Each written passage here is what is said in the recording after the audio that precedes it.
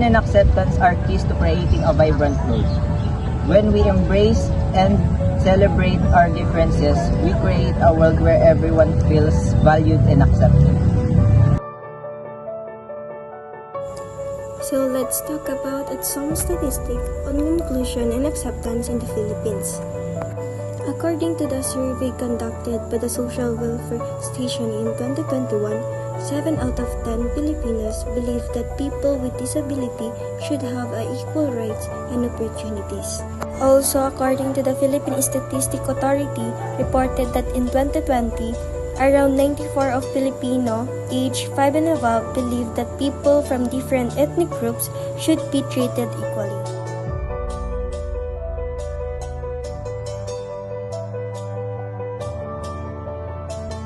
Philippines enacted laws to protect inclusion and acceptance. Some of these laws include the Magna Carta for Disabled Persons or the Republic Act No. 727, which ensures the protection and promotions of the rights with welfare for persons with disabilities.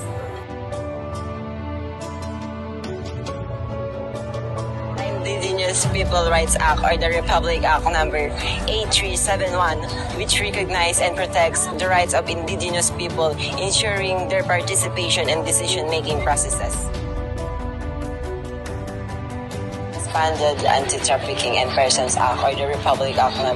10364, which strengthens the government effort to combat human trafficking and protects the right of victims.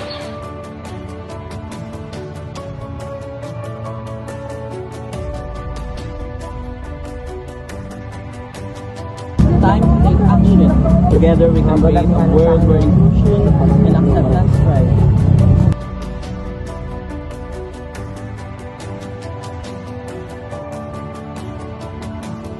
Let's celebrate our differences, challenge stereotypes, and embrace the beauty of diversity.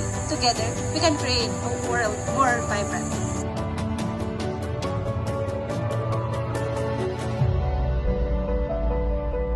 Inclusion and acceptance are not just ideals. They are essential for a vibrant and harmonious world.